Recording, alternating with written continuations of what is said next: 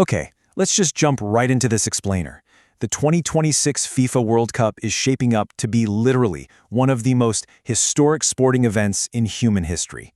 I mean, we're expecting something like 3.5 billion people to tune in globally. That is huge.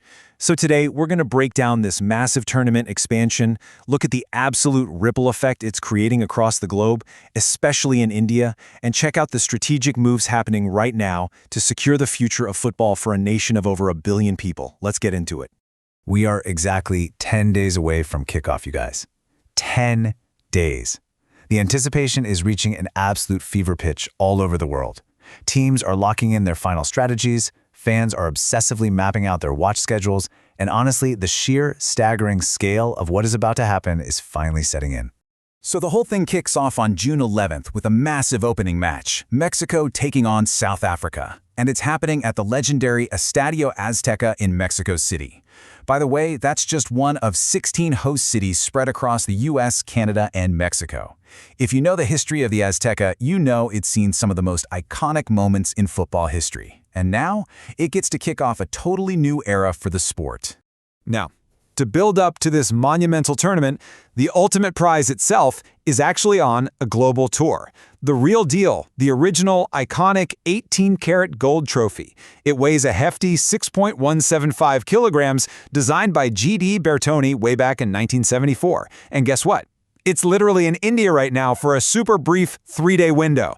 Normally, this masterpiece sits permanently at the FIFA Museum in Zurich, so it only ever leaves for extremely special occasions like this Coca-Cola Trophy Tour. And man, this 3-day window is building some serious momentum across the subcontinent. It kicked off in Delhi with a formal unveiling led by none other than Brazilian World Cup winner and FIFA legend Gilberto Silva, alongside Union Minister Mansukh Mandavia and AIFF President Kalyan Chaubey.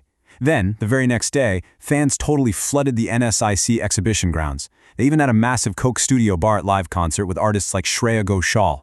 After Delhi, the trophy headed over to Guwahati, which is actually its first ever visit to the northeastern hub of Indian football. How cool is that? While he was there, Gilberto Silva pointed out something really fascinating. Coming from Brazil, he noted that even though India is globally known as a total cricket nation, the deep, growing love for football there is just palpable. You can really feel it. He talked about how local idols inspired him back in his own Brazilian village, and his big hope is that seeing this 18-karat gold prize up close will inspire the next generation of Indian players, both boys and girls, to really chase that success. So here's the crucial point. All of this rising Indian passion is colliding with literally the biggest World Cup ever conceived. We're making a massive jump. We're going from the traditional 32-team format we saw back in Qatar in 2022 all the way up to a 48-team tournament. That means jumping from 64 matches to a mind-blowing 104 matches. That's a whole lot of football. But this massive expansion creates a really unique logistical headache. Think about it. How exactly do you broadcast 104 matches happening all the way across North American time zones to the massive Indian market? Nearly 90% of these games are going to kick off between midnight and 6 a.m. Indian Standard Time. That is a notoriously brutal slot for advertisers, especially when India isn't actually playing in the tournament. Because of that time zone nightmare, the Indian market was actually one of the very last major regions without a broadcast deal. Industry heavyweights like JioStar were really dragging their feet, reluctant to pay FIFA's initial asking price of around $100 million. But then, literally just days before the tournament, Z Entertainment swoops in. They secured the rights for an estimated $35 million. That's a massive discount, and it completely saved Indian football fans from a total blackout right at the buzzer. And this deal, it is so much bigger than just one summer tournament. This is a massive 8-year commitment running all the way until 2034. Z is going to deliver coverage of 39 FIFA events. We're talking the 2027 Women's World Cup, the 2030 World Cup, plus the Under-17, Under-20, and Futsal World Cups. It's all going to be broadcast across their brand new United 8 Sports networks with dedicated English and Hindi channels and streamed digitally over on Z5. What this tells us is that Z isn't just buying a few games. They are making a massive, strategic bet on the long-term potential of Indian football fans. They actually brought in Bhavesh Janavalekar to run the Unite 8 network, which is a huge signal that they are taking sports broadcasting very seriously again. Sure, the midnight matches in 2026 are going to be tough, but by locking in rights until 2034, Z is playing the long game, looking ahead to the 2034 World Cup in Saudi Arabia.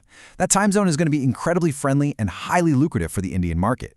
Now, what's really interesting is that this big media investment perfectly mirrors the bold structural bets being made right now by the All India Football Federation. They have this strategic roadmap called Vision 2047.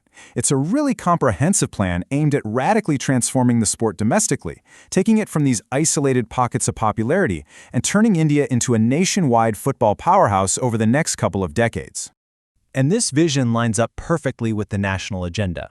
During the trophy tour in Delhi, Sports Minister Dr. Mansukh Mandaviya pointed out that developing football isn't just about entertainment anymore.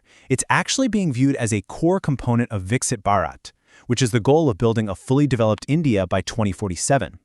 They really recognize sports as a powerful tool for building character and discipline in the youth. To actually pull that off, Vision 2047 outlines something I find absolutely fascinating. They want to build a unique national football philosophy. So instead of just copy-pasting European or South American playing styles, they want to create an attractive brand of football that's totally rooted in Indian culture, history, and diversity. They are leaning heavily into a scientific approach, using data analytics and completely overhauling how they scout and develop coaches to build a system that actually works specifically for India.